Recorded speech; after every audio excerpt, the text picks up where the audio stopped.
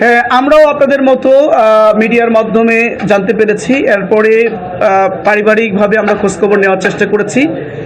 আমরা যতটুকু জানতে পেরেছি যে উনি ব্যক্তিগত কাজে ঢাকায় গিয়েছিলেন এবং ঢাকা থেকে ফেরার পথে সৈয়দপুরে ওনাকে একেবারে সম্পূর্ণ অবৈধভাবে তাকে সেখানে হয়রানিমূলক আচরণ করা হয়েছে তার প্রতি।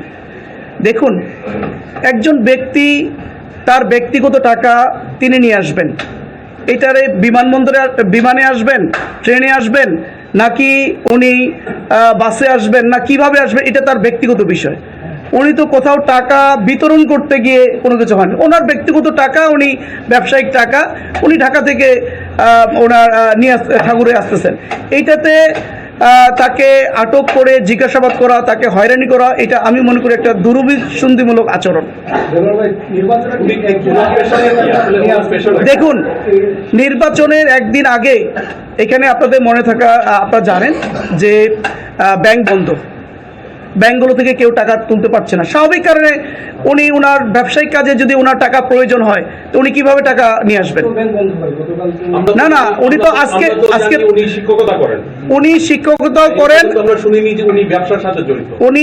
উনি একজন শিক্ষক, পাশাপাশি ওনার বাসায় আমি যতটুকু ওনার ফ্যামিলির সাথে কথা বলেছি, ওনার বাসায় একটা গার্মেন্টস আছে।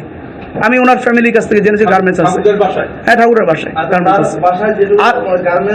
আপনি যেটুকু বলছেন সেটা হচ্ছে তার বাসায় কতগুলো মেশিন আছে, এটা তো আমার জানার কথা না ভাই, এটা তো হলো না না, আমি বলতেছি যে ওনার বাসায় কতগুলো মেশিন আছে, কতগুলো কাপড় আছে, কত টাকার ওনার লেন, এটা তো আমার জানার কথা না।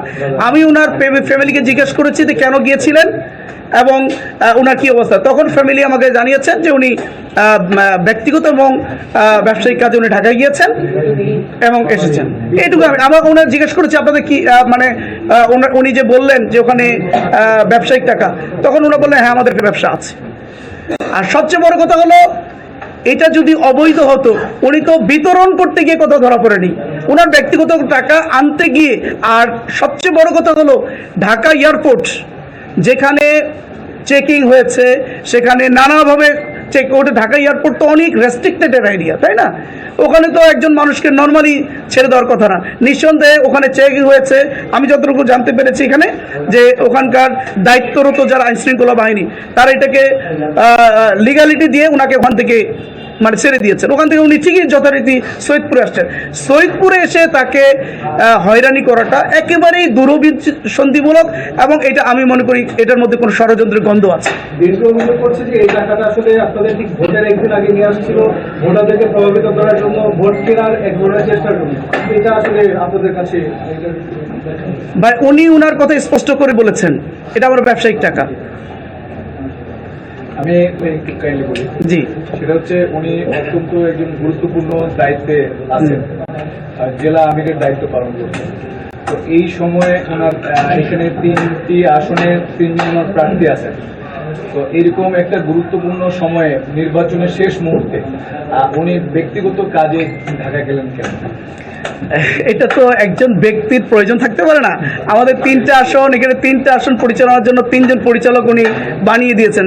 এই পরিচালকগণই মূলত আমাদের নির্বাচন 3টা আসন পরিচালনা করছেন। উনি ওভারঅল তদারকি করেন। ওনার একটা ব্যক্তিগত কাজে উনি ঢাকা যেতেই পারেন, ওনার ব্যবসায়িক কাজে উনি ঢাকা যাবেন, উনি টাকা আনবেন, নিবেন, এটা তো একবার খুবই স্বাভাবিক প্রক্রিয়া। আমার কথা হলো, এই স্বাভাবিক প্রক্রিয়াটাকে অস্বাভাবিক প্রক্রিয়া নিয়ে যাওয়ার পিছনে একটা ষড়যন্ত্র এবং দুরভিসন্ধি আমরা গন্ধ পাচ্ছি নির্বাচনে একদিন আগে। অথচ দেখেন 22 কোটি টাকা বিএনপির একজন এই ঠাকুরগাঁওর বড় নেতার বিরুদ্ধে অভিযোগ আসলো। 22 কোটি টাকা তিনি মওকুফ করে নিয়েছেন। এটা নিয়ে কোনো মাথা ব্যথা নেই। গতকাল কয়েকদিন ধরে আমরাও দেখতে পাচ্ছি যে বিভিন্ন জায়গায় বিএনপি যুবদলের লোকজন টাকা নিয়ে ধরা খাচ্ছে, 10 লক্ষ বিতরণকারী ধরা পড়তেছে। তো সেটা নিয়ে কোনো মাথা ব্যথা নাই। উনি ঢাকা থেকে ওনার ব্যবসায়িক প্রয়োজনে টাকা ঠাকুরে আনবেন, এরকম একটা ব্যক্তিগত বিষয় নিয়ে এরকম আচরণ করাটা, উনি একজন বয়োজ্যেষ্ঠ মানুষ, কিন্তু ইতিমধ্যে এই হয়রানি করার কারণে উনি অসুস্থ হয়ে গেছেন। ওনাকে কিন্তু রংপুর হসপিটালে ভর্তি করা হয়েছে। আমরা তার জন্য দোয়া করি, আল্লাহ তাকে সুস্থ রাখুন। আমি মনে করি এই সময়টাতে নির্বাচন একদিন আগে এই হয়রানিটা করাটার অর্থই হলো বড় ধরনের কোনো ষড়যন্ত্রের গন্ধ আমরা দেখতে পাচ্ছি কোনো সংস্থার পক্ষ থেকে।